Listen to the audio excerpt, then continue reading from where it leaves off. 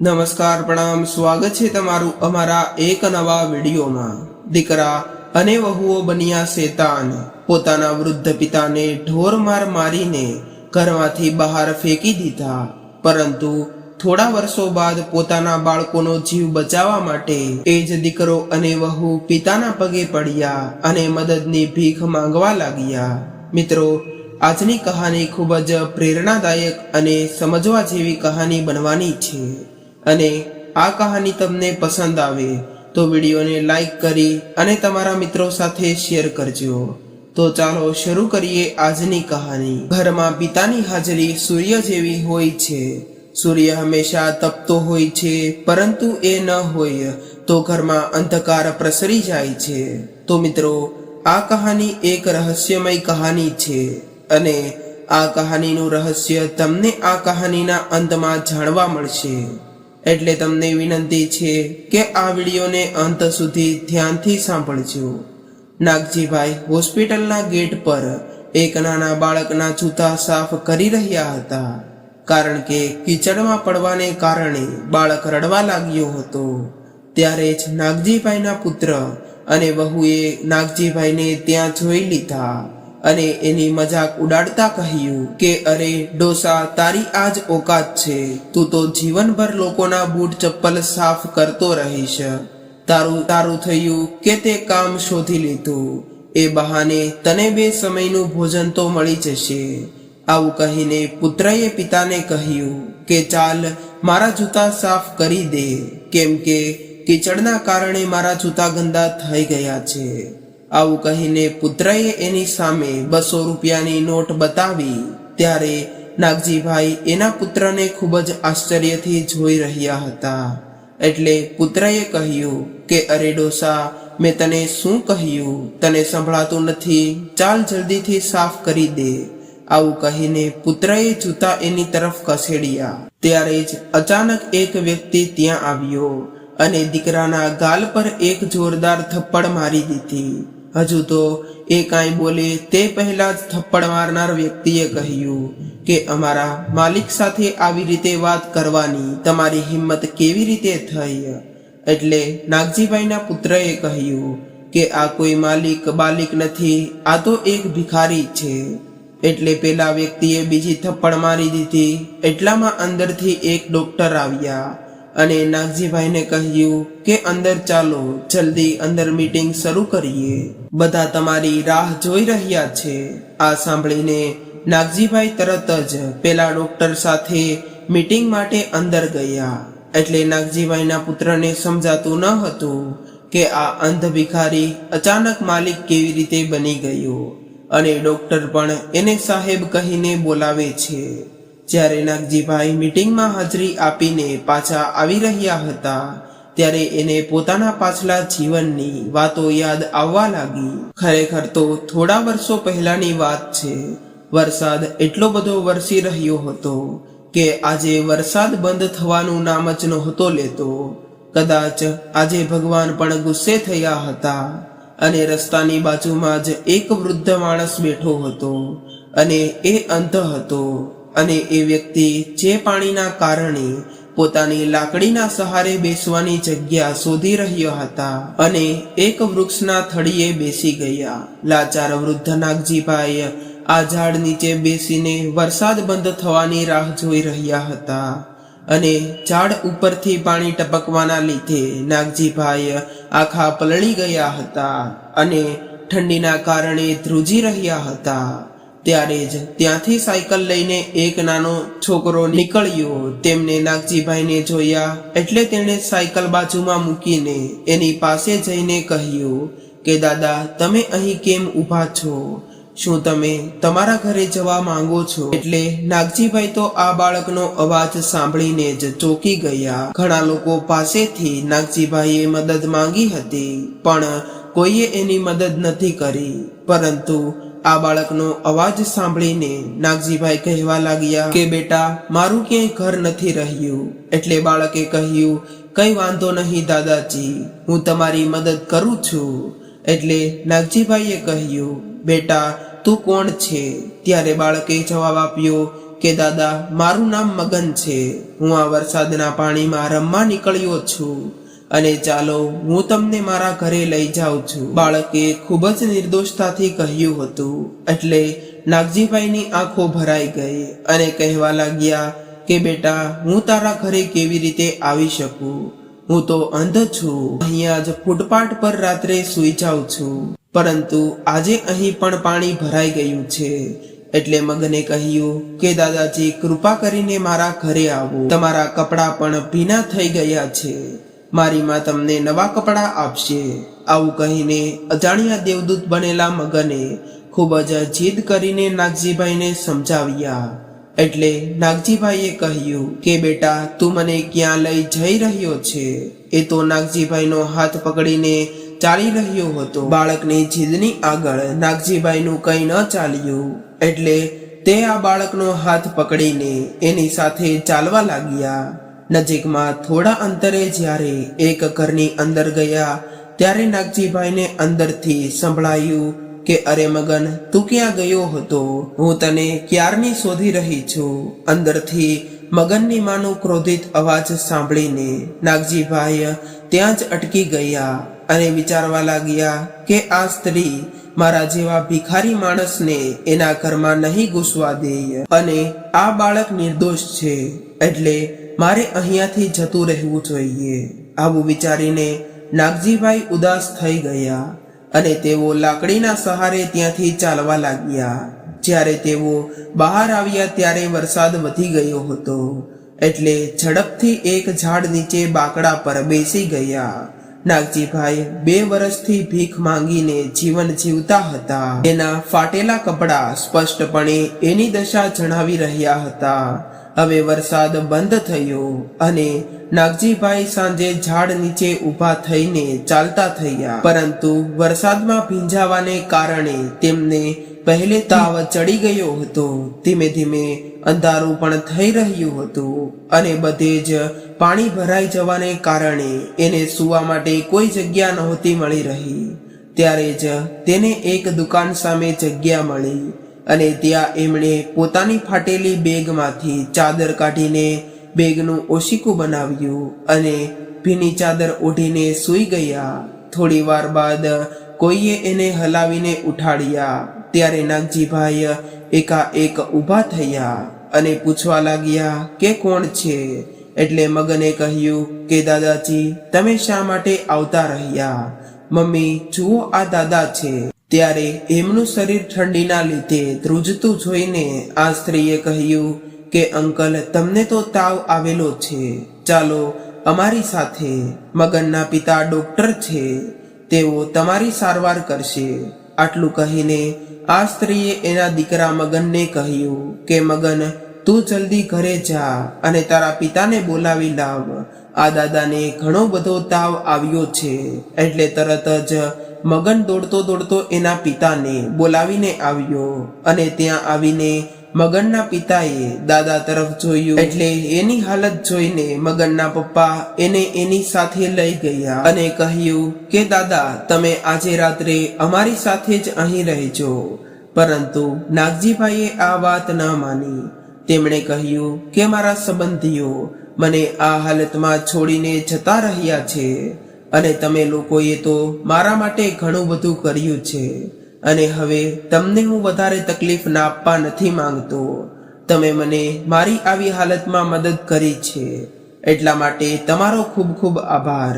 આ સાંભળીને મગનના પિતાએ કહ્યું કે અંકલ, તમને મારા મગને દાદા કહ્યા છે એટલે તમે મારા પિતા સમાન બની ગયા છો અને તમે તમારા દીકરાના ઘરે રહેવાની શા માટે ના પાડો છો?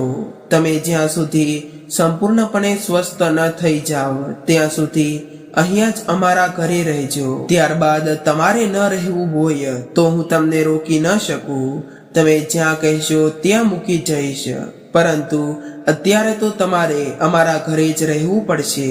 આ ડોક્ટરનું નામ રમેશ હતું અને મગનની મમ્મીનું નામ સીમા હતું. હવે નાગજીભાઈ રમેશ અને સીમાના ઘરે રહીને ધીરે ધીરે સ્વસ્થ થવા લાગ્યા. સારો ખોરાક મળવાના કારણે એનો ચહેરો ચમકવા લાગ્યો હતો. હવે નાગજીભાઈ ભગવાનનો આભાર માનવા લાગ્યા કે મને મારા આવા મુશ્કેલ સમયમાં તમે મગન અને એના માતા પિતાને મોકલીને મારો જીવ બચાવ્યો છે. એક દિવસ સીમાએ પૂછ્યું કે અંકલ, જો તમને વાંધો ન હોય તો હું તમારા પરિવાર વિશે જાણવા માંગુ છું. આ સાંભળીને નાગજીભાઈએ ઉદાસ થઈ ગયા અને તેઓ એના ભૂલી ગયેલા દિવસો અને એમની પીડા યાદ કરવા લાગ્યા. ત્યારે જ એની આંખોમાં આંસુ આવી ગયા અને એમણે કહ્યું કે મારો પણ એક પરિવાર હતો, પણ હવે મને છોડીને એ બધા ક્યાં ગયા છે મને ખબર નથી. મેં મારા પરિવારને શોધવાની ખૂબ કોશિશ કરી, પરંતુ કોઈ મળ્યું નથી.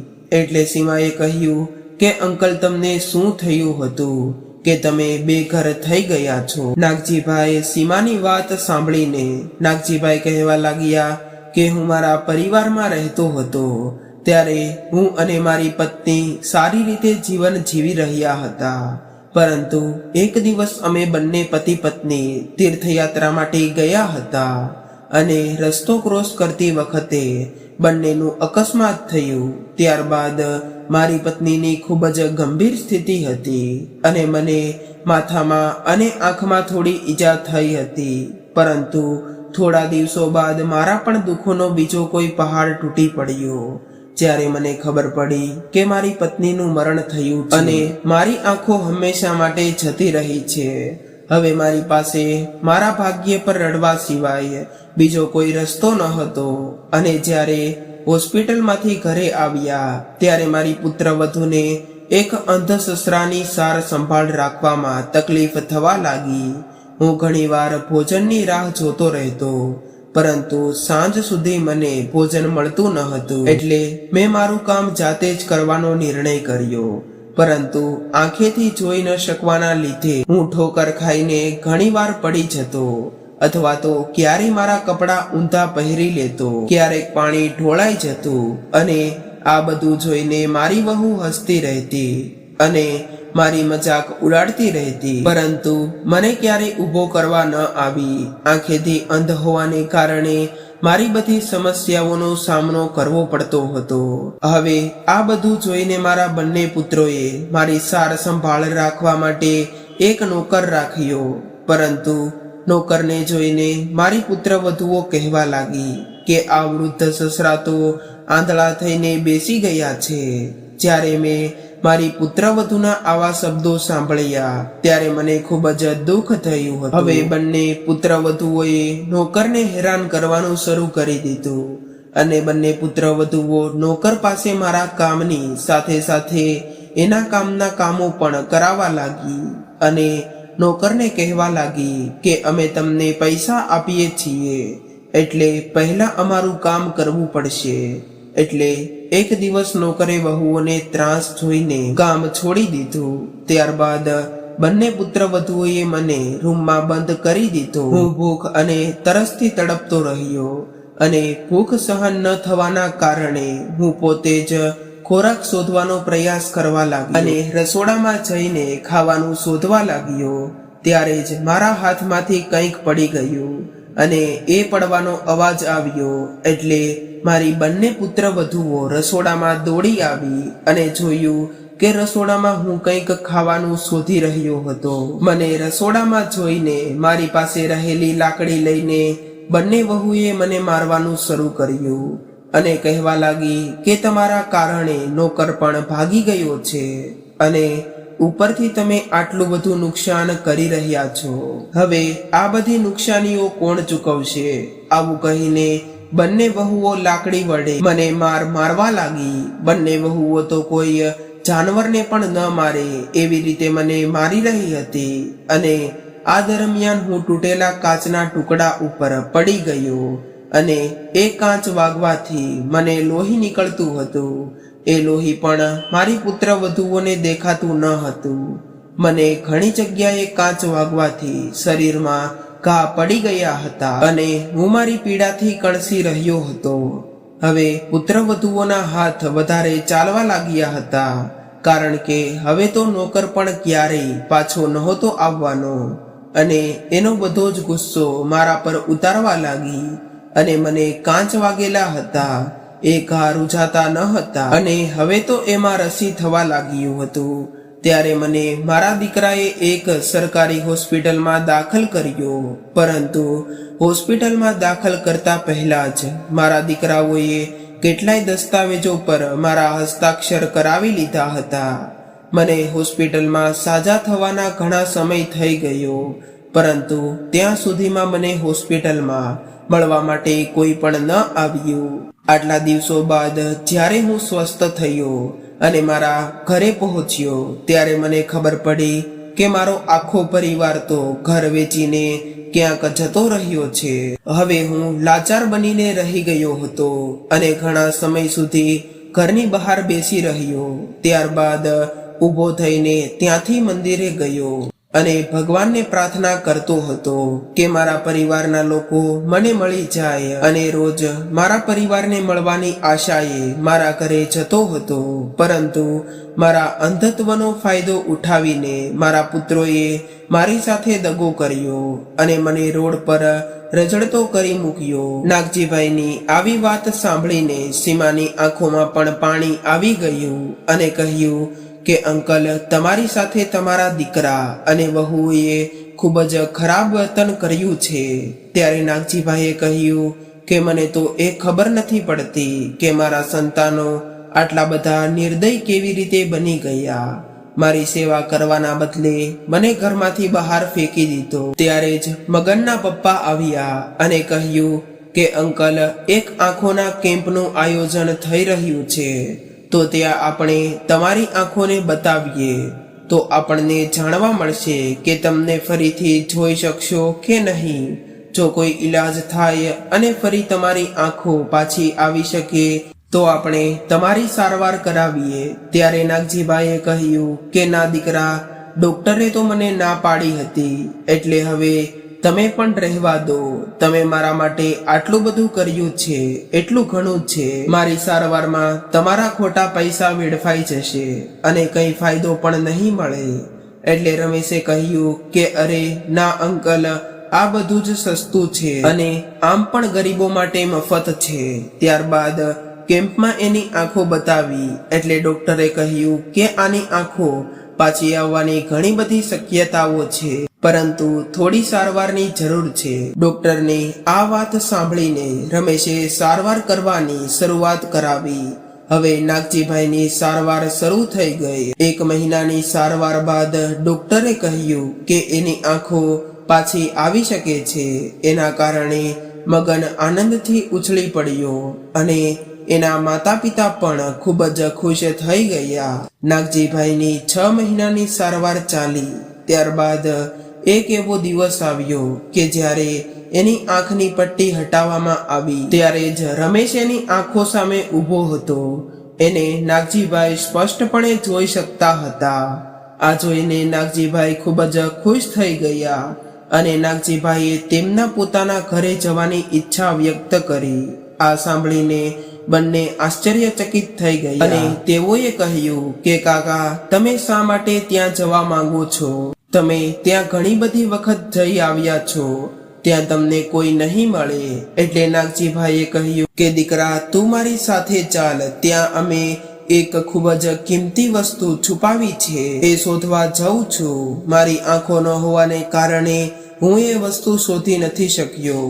ત્યારબાદ રમેશ અને સીમા બંને નાગજીભાઈને લઈને એના જૂના ઘરે ગયા. ત્યાં પહોંચ્યા ત્યારે ઘરનો દરવાજો ખુલ્લો હતો અને આ લોકો બગીચામાં ગયા અને નાગજીભાઈએ બગીચાના એક ખૂણામાં રાખેલા પાવડો ઉપાડ્યો અને ઝડપથી ખોદવાનું શરૂ કર્યું. ત્યારબાદ સીમા અને રમેશે જોયું કે એમાંથી કેટલાક દસ્તાવેજો એક નાનકડા બોક્સમાં મૂકીને રાખ્યા હતા. એટલે આ બોક્સ લઈને નાગજીભાઈ બહાર આવ્યા અને રમેશ અને સીમાને કહેવા લાગ્યા કે દીકરા, આ કોઈ નાની વાત નથી. આમાં ઘણા બધા દસ્તાવેજો છે, મારી જમીનના કાગળો છે, જે મેં મારા પુત્રોને હજી સુધી જણાવ્યું નહોતું અને છુપાવીને રાખ્યા હતા.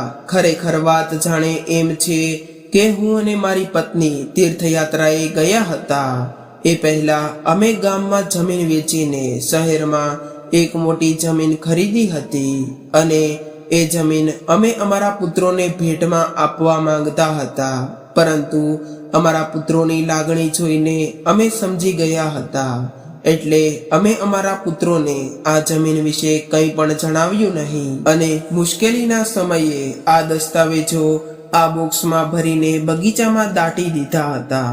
ત્યારબાદ નાગજીભાઈએ કહ્યું કે બેટા, તમે બંને મારા સંતાનો જેવા જ છો, એટલે હું તમને બંનેને ભેટમાં આ જમીન આપવા માંગુ છું. તમે લોકોએ મને રસ્તા પરથી ઉપાડીને તમારા દિલમાં જગ્યા આપી છે. એક ભિખારીને રસ્તા પરથી ઉપાડીને એનો જીવ બચાવ્યો છે અને મને આટલો બધો પ્રેમ અને સન્માન આપ્યું છે.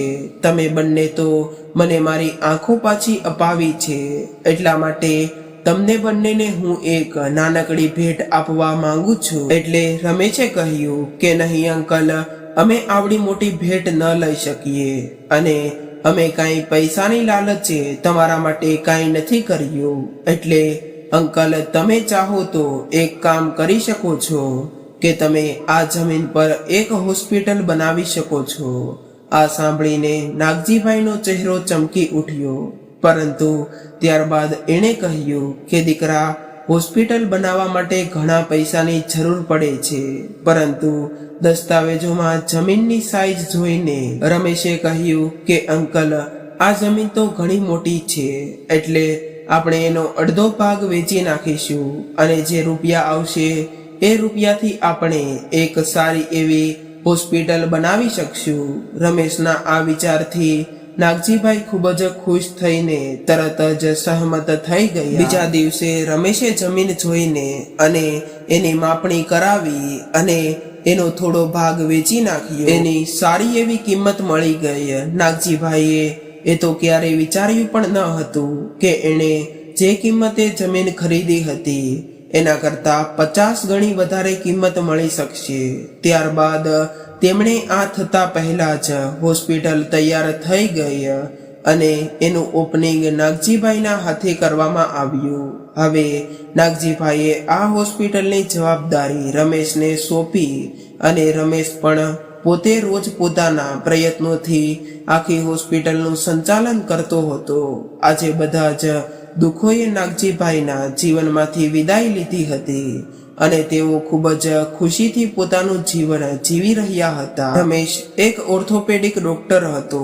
એક દિવસની વાત છે જ્યારે ડોક્ટર રમેશ નાગજીભાઈને કહ્યું કે આજે એક અકસ્માત થયેલા બાળકનો પગ કચકાઈ ગયો છે અને એ બાળકની આપણી હોસ્પિટલમાં સારવાર કરવાની છે, એટલે આજે વહેલો હું જાઉં છું અને તમે પણ મારી સાથે હોસ્પિટલમાં આવજો, કારણ કે મોટા અધિકારીઓ હોસ્પિટલે આવવાના છે અને એ તમને મળવા માંગે છે. ત્યારબાદ રમેશ નાગજીભાઈને એની સાથે હોસ્પિટલે લઈ ગયો.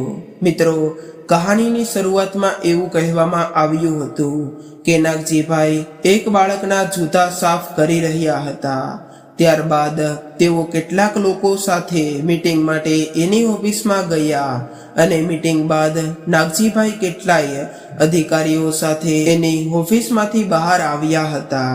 આ બાજુ જ્યારે નાગજીભાઈ હોસ્પિટલમાં પહોંચ્યા ત્યારે જ તેઓ ખૂબ જ આઘાત પામ્યા. જ્યારે નાગજીભાઈએ એના લાચાર અને અસહાય એવા પુત્ર તરફ જોયું અને જ્યારે એના પુત્રએ નાગજીભાઈ તરફ જોયું તો એને આશ્ચર્ય થયું કે એની આંખો કેવી રીતે સારી થઈ ગઈ.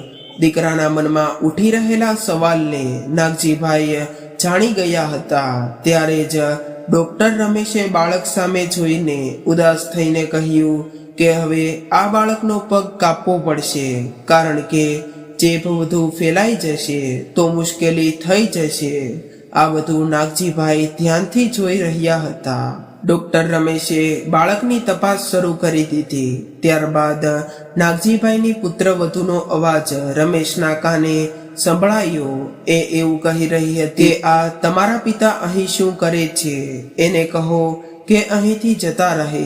જ્યારે ડોક્ટર રમેશે એની આખી વાત સાંભળી એટલે એના દિલમાં ખૂબ જ દુઃખ થયું અને પાછળ વળીને કહી દીધું કે આ માણસ આ હોસ્પિટલનો માલિક છે. મેડમ, આ હોસ્પિટલ મારી નથી પરંતુ એની છે. ત્યારે એની વહુ વિચારવા લાગી કે આવડી મોટી હોસ્પિટલ આ એક વૃદ્ધ ડોસાએ કેવી રીતે બનાવી લીધી. આ સાંભળીને નાગજીભાઈનો દીકરો પણ આશ્ચર્યચકિત થઈ ગયો. પિતાજીને આવી પોઝિશન પર જોઈને દીકરો નીચે જોવા મજબૂર થઈ ગયો. ત્યારે ડોક્ટર રમેશે તરત જ નર્સને બાળકને કેટલાય ઇન્જેક્શન આપવાનું કહ્યું અને ત્યારે જ એક ફોન આવ્યો કે સાહેબ, મીટિંગનો સમય થઈ ગયો છે. એટલે ડોક્ટર રમેશ તુરંત જ ત્યાંથી નીકળી ગયો હતો. રમેશના ત્યાંથી ગયા બાદ દીકરો નાગજીભાઈને કહેવા લાગ્યો કે પિતાજી, તમારી આંખો કેવી રીતે પાછી આવી ગઈ. પતિને એના પિતા સાથે બોલતો જોઈને વહુ કહેવા લાગી કે આ કેવું નાટક છે. કોઈ લોટરી જીતી હશે કે કોઈ મોટા વેપારીનું ખીચું કાપી લીધું હશે, અથવા તો કોકને લૂંટીને આ ડોસાએ આ બધું કર્યું હશે. આ સાંભળીને નાગજીભાઈએ ગુસ્સાથી એની સામે જોયું અને કહ્યું કે આ બધું શું છે? એ તારે જાણવું છે ને કે તારા પિતાજી હજુ સુધી મર્યા કેમ નથી અને એ જીવિત કેવી રીતે બચી ગયા અને આ બધું કેવી રીતે થઈ ગયું. આ સાંભળીને દીકરાએ માથું નીચે ઝુકાવ્યું, પરંતુ નાગજીભાઈના શબ્દો બંધ ન થયા. ચારેય જણા ફરી ફરીને નાગજીભાઈ તરફ જોઈ રહ્યા હતા અને દીકરાએ કહ્યું કે પિતાજી, તમે તો જાણો છો કે અમે તમને નથી છોડ્યા. અમે તો તમને મળવા માટે ઘણીવાર આવતા હતા, પરંતુ તમે અમને ક્યારેય મળ્યા જ નહીં. આ સાંભળીને નાગજીભાઈએ ગર્જના કરીને કહ્યું કે જૂઠું ન બોલો. તમે લોકો ઘર વેચીને જતા રહ્યા હતા, મારી સાથે ખોટું બોલીને ખોટા કાગળો પર સહી કરાવી લીધી અને જ્યારે હોસ્પિટલમાંથી સાજો થઈને હું ઘરે ગયો ત્યારે પાડોશીઓએ કહ્યું કે તમે લોકો તો મારું ઘર વેચીને જતા રહ્યા છો, એટલે તમે હવે અહીંથી બહાર નીકળી જાઓ. મારે તમારી સાથે કોઈ વાત નથી કરવી. ત્યારે જ વહુ એના બાળક તરફ દોડી અને બાળક જોરદાર શ્વાસ લઈ રહ્યો હતો. આ જોઈને એ ગભરાઈ ગઈ અને વહુ એના બાળકને બોલાવી રહી હતી, પરંતુ એનું શરીર હલતું પણ ન હતું. ત્યારે જ વહુ અને દીકરો નાગજીભાઈ પાસે આવ્યા અને કહેવા લાગ્યા કે પિતાજી, ફક્ત તમે જ મારા બાળકને બચાવી શકો છો. એની હાલત તો જુઓ. હવે તો વહુ પણ નાગજીભાઈના પગમાં પડી ગઈ ને એના બાળક માટે મદદની ભીખ માંગવા લાગી. ત્યારે નાગજીભાઈએ પોતાના પુત્ર પર દયા આવી ગઈ અને પોતાના પુત્રની હાલત જોઈને વિચારવા લાગ્યા કે આ બાળકનો શું વાંક છે. એના મમ્મી પપ્પાના કર્મોની સજા આ બાળકને ન મળવી જોઈએ. એટલે નાગજીભાઈએ તરત જ એના ફોનમાંથી ડોક્ટર રમેશને ફોન કર્યો અને કહ્યું કે દીકરા, 5 મિનિટની જરૂર છે. એટલે ડોક્ટર રમેશે કહ્યું, શું થયું અંકલ? ત્યારે નાગજીભાઈએ કહ્યું કે જે બાળક આજે આપણી હોસ્પિટલમાં સારવાર માટે આવ્યો છે એ મારો પુત્ર છે. એટલે તમારું કોઈ પણ કામ હોય તે પડતું મૂકીને તાત્કાલિક અહીં આવો. ડોક્ટર રમેશ આ સાંભળીને પોતાની મીટિંગ છોડીને તરત જ ત્યાં દોડી આવ્યા અને બાળકની તાત્કાલિક સર્જરી શરૂ કરી દીધી. ચેપ એટલો બધો ફેલાઈ ગયો હતો કે એને દૂર કરવા માટે બાળકનો એક પગ કાપવો પડ્યો, પરંતુ બાળકનો જીવ બચી ગયો. ઓપરેશન ચાલતું હતું ત્યારે જ નાગજીભાઈનો પુત્ર એની સામે હાથ જોડીને ઊભો હતો અને વહુએ હાથ જોડીને એની માફી માંગી હતી અને કહ્યું કે પિતાજી, અમને માફ કરી દો. અમે ખૂબ જ મોટી ભૂલ કરી છે અને અમે તમને ઘણું બધું દુઃખ આપ્યું છે. પરંતુ નાગજીભાઈને આજે માફીની જરૂર ન હતી. એમણે તો માફ કરવાની સ્પષ્ટ ના પાડી દીધી હતી. ત્યારે પુત્ર રડતો રડતો બોલ્યો કે પિતાજી, જો તમે અત્યારે અહીં હાજર ન હોત તો મને ખબર નથી કે અમારા પુત્રનું શું થયું હોત. તમારા લીધે જ મારા પુત્રની યોગ્ય સમયે સારવાર કરવામાં આવી રહી છે અને પિતાજી, અમને માફ કરી દો. પરંતુ નાગજીભાઈએ કહ્યું કે નહીં, નહીં દીકરા, માફી તો નહીં મળે. ત્યારે જ ડોક્ટર બહાર આવ્યા અને કહ્યું કે બાળક હવે ખતરાની બહાર છે. આવું ડોક્ટરના મોઢેથી સાંભળીને દીકરો અને વહુ ડોક્ટરનો આભાર માનવા લાગ્યા. ત્યારે ડોક્ટર રમેશે કહ્યું કે આભાર મારો નહીં, પરંતુ આ અંકલનો માનો, કેમ કે એની સૂચનાથી જ આ બધું થયું છે. હવે વહુની આંખો એના કરેલા કર્મોને લીધે શરમથી ભરાઈ ગઈ હતી અને તે વીતેલા દિવસો યાદ કરી રહી હતી. અને એને સમજાયું હતું કે મેં મારા સસરા સાથે કેટલું બધું ખોટું કર્યું છે. ત્યારબાદ પાછળથી અવાજ આવ્યો કે ભાઈ, તમારો ફોન ક્યારે આવ્યો ખબર જ ન પડી. આટલું બોલતા જ નાગજીભાઈના મોટા દીકરાએ એના પિતાને જોયા એટલે એ ચોંકી ગયો અને ત્યારબાદ નાના દીકરાએ એને બધી વાત કરી કે કેવી રીતે આપણા પિતાએ મને મદદ કરી છે અને મારો પુત્ર બચી ગયો છે. અને કહેવા લાગ્યો કે હા ભાઈ, આપણે આપણા પિતાને બોજ માનીને બેઘર કરી દીધા હતા, પરંતુ આજે એ આ કરોડોની કિંમતની હોસ્પિટલના માલિક છે. આ સાંભળીને બંને દીકરાઓની આંખોમાં આંસુ આવી ગયા. ત્યારબાદ નાગજીભાઈ પોતાની કારમાં બેઠા અને ઘર તરફ નીકળી ગયા.